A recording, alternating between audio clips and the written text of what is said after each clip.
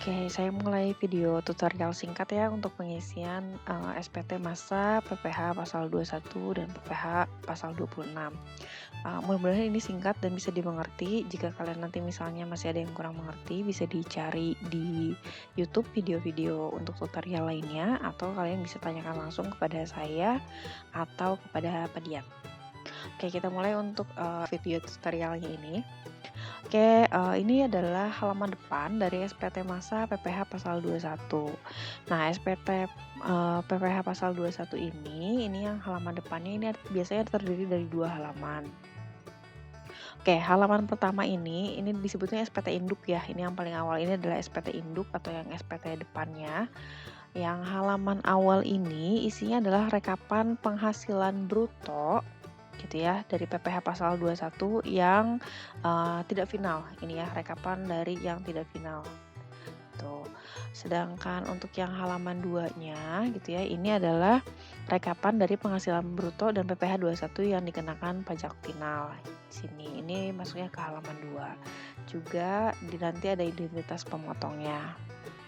Oke, nah SPT PPH pasal 21 ini kan SPT induknya. Nah, SPT induk ini mempunyai lampiran-lampiran. Oke, lampiran-lampirannya dari lampiran 1 sampai dengan lampiran 7. Oke, kita bahas satu persatu dari lampiran-lampirannya ya. Ya, lampiran yang paling sering dipergunakan sebenarnya hanya beberapa. Cuma kita bahas lampirannya dulu. Oke, untuk yang sering digunakan yang paling pertama, ini yang utama ya sebenarnya. Ini adalah lampiran yang pertama, yaitu adalah 17.211. Jadi untuk lampiran yang ini isinya adalah mengenai rincian penerima penghasilan bruto untuk PPH pasal 21 bagi pegawai tetap.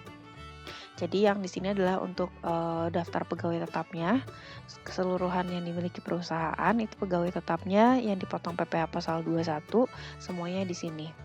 Baik yang terkena potongan PPh pasal 21 atau yang belum terkena potongannya ya, yang di bawah PTKP.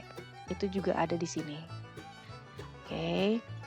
Nah, berikutnya kita masuk untuk yang 17.212. Untuk yang 17.212 ini adalah lampiran untuk rincian penerima penghasilan yang selain pegawai tetap gitu ya. Dia selain pegawai tetap seperti misalnya peserta kegiatan atau mantan pegawai, pensiunan, bukan pegawai gitu ya, komisaris yang bukan pegawai tetap ini dimasukkan di 17.212.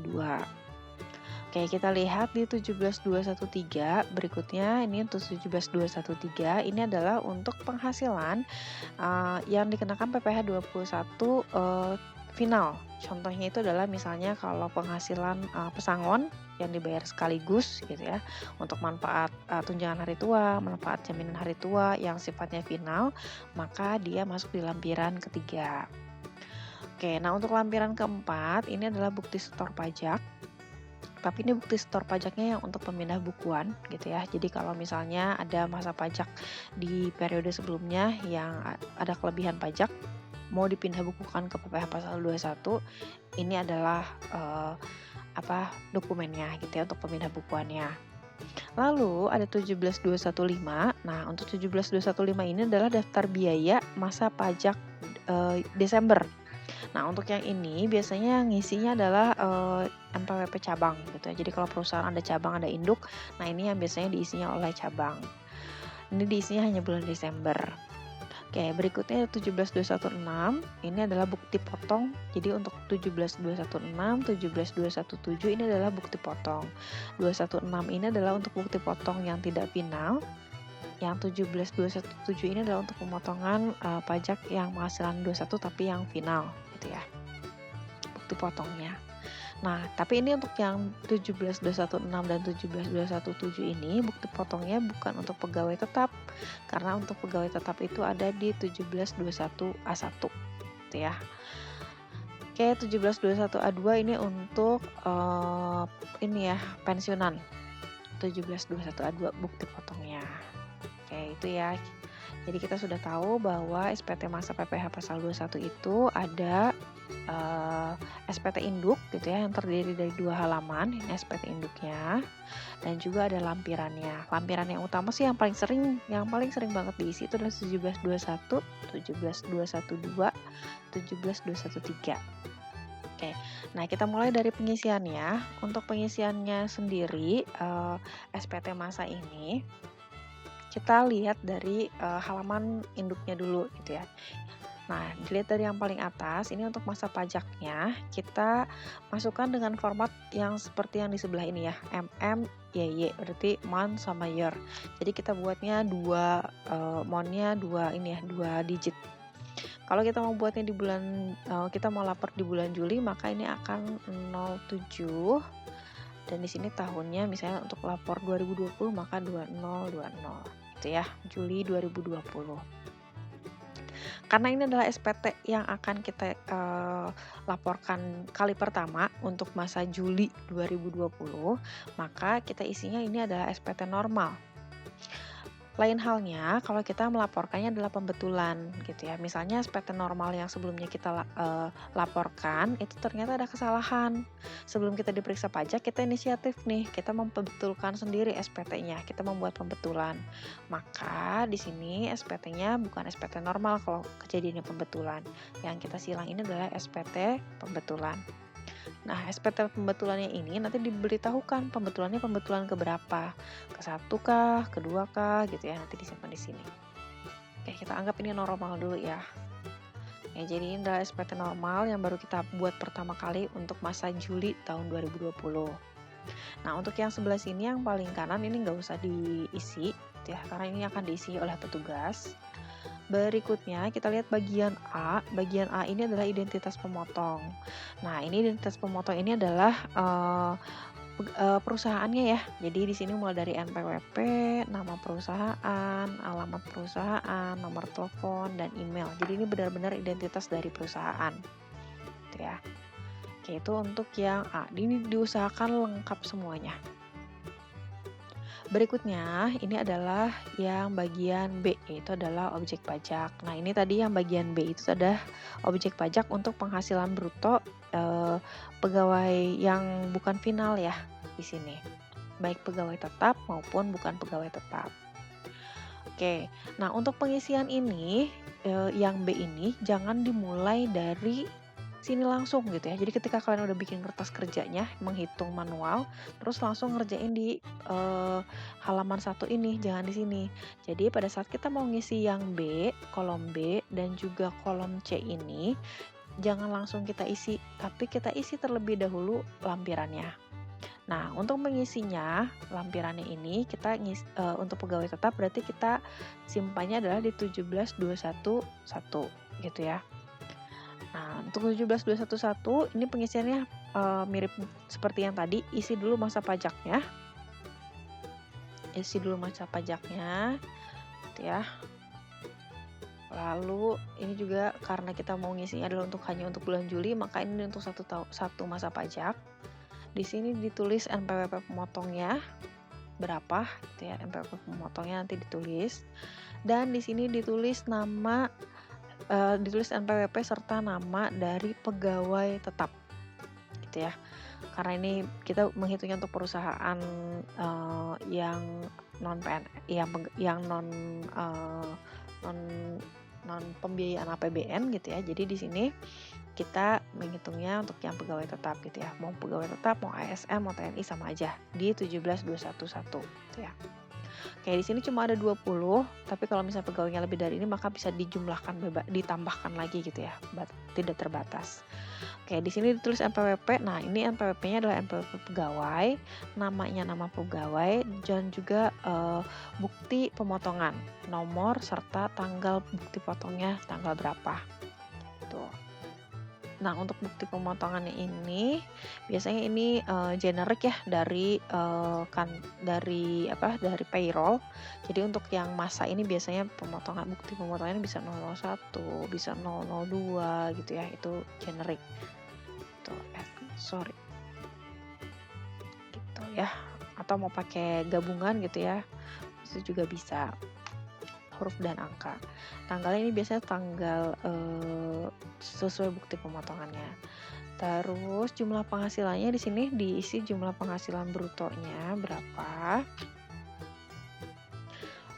sama PPh yang dipotongnya. Nah, ini jumlah penghasilan bruto dan PPh yang dipotongnya ini berdasarkan penghasilan perhitungan kalian. Untuk yang penghasilan brutonya ini jangan yang per tahun brutonya ya, tapi yang per bulan penghasilan per bulan.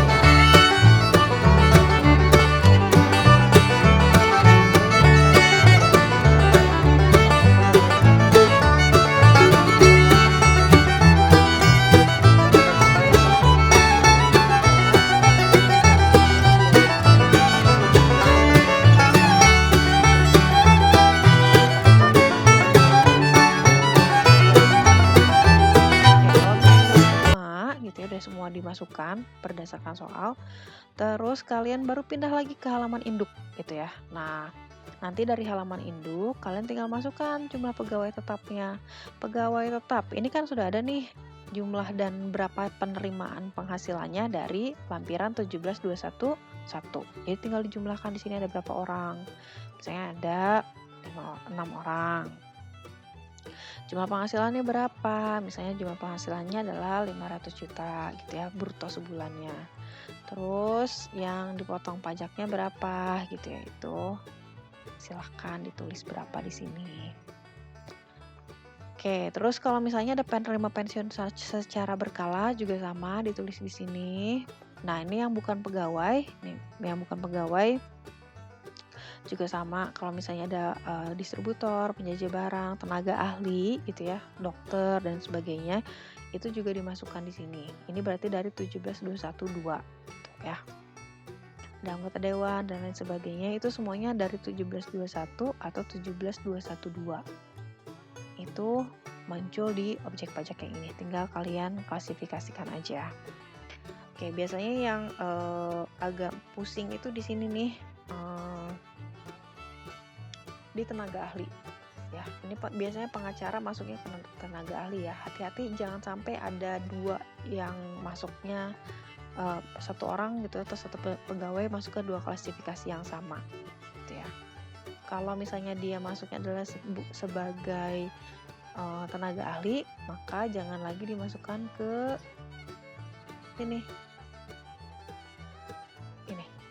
penerima penghasilan dipotong PPh tidak final lainnya gitu ya, atau ke peserta kegiatan. Hati-hati aja gitu ya. Oke, ini biasanya juga nggak ada gitu ya, ini kita skip aja untuk yang STP PH pasal 21 ini. Kalau misalnya yang 4-nya ada ya, biasanya untuk yang pemindah bukuan maka yang ini akan diisi. Tapi kalau nggak ada nggak usah, kita skip aja. Berikutnya kita masuk yang ke halaman 2. Yang SPT Induk halaman 2, jangan lupa diisi NPWP pemotongnya. Di halaman 2 takutnya tercecer. Baru selanjutnya kita isi objek yang C-nya, yaitu adalah objek pajak final. Untuk objek pajak finalnya ini kita lihatnya dari sini, lampiran 17213 gitu ya. Ini dari lampiran 17213. Oke, berapa orang, jumlah penerima penghasilannya, dan berapa jumlah penghasilannya, dan juga berapa pajak yang dipotong. Setelah itu dijumlahkan gitu ya. Nah, selesai. Jadi tidak perlu dijumlahkan antara yang A, B, dan C-nya itu nggak usah dijumlahkan, biarkan masing-masing aja. Setelah itu yang kolom D ini adalah lampiran. Nah, lampiran ini kalian tinggal beri tanda checklist lagi untuk formulir yang adanya yang mana aja gitu ya. Nah, lampirannya ini yang ada yang dibuat oleh perusahaan itu yang mana aja gitu ya. Yang pastikan untuk pegawai tetap maka 17211. Kalau misalnya ada pegawai tidak tetapnya berarti ada 17212.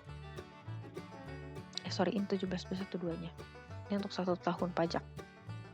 Dihapus. Oke, sama kalau misalnya ada yang final berarti ada 17213. Gitu ya. Nah, berikutnya ini yang terakhir adalah pernyataan dan tanda tangan pemotong. Jadi ini bukti bahwa perusahaan telah melakukan pemotongan pajaknya dan dilaporkan. Nah, di sini ada dua, ada pemotong, ada kuasa. Pemotong ini biasanya adalah kalau misalnya di bagian keuangan atau bendahara perusahaan. Sedangkan kuasa ini kalau misalnya di perusahaan nggak ada yang melakukan penyetoran pajak sendiri, kalau dia pakai konsultan maka nanti jadinya adalah yang pemberi kuasa gitu ya. Kita asumsikan di sini adalah pemotong perusahaan yang menyetorkan sendiri, ada bagian yang menyetorkan sendiri, maka kita pakai yang pemotong. Nanti ditulis berapa NPWP dari bagian atau orang yang menyetorkan pajak dan melaporkannya, siapa, bagian keuangannya gitu ya. Namanya siapa, tanggalnya tanggal berapa, pelaporannya tanggal berapa gitu ya. Terus tempat pelaporannya di mana. Jangan lupa nanti ada tanda tangan. Oke, kira-kira itu untuk pengisian SPT PPH pasal 21. Silakan kalian coba untuk melakukan pengisian SPT PPH pasal 21. SPT-nya sudah ada di Spot, silakan di-download, ikuti alurnya dari SPT ini, pengisiannya. Jangan lupa jangan langsung mengisi SPT induknya, tapi isi dulu lampirannya gitu ya. Oke, selamat mencoba. Jika ada yang ditanyakan silahkan boleh diskusi di Spot atau japri saya langsung. Oke.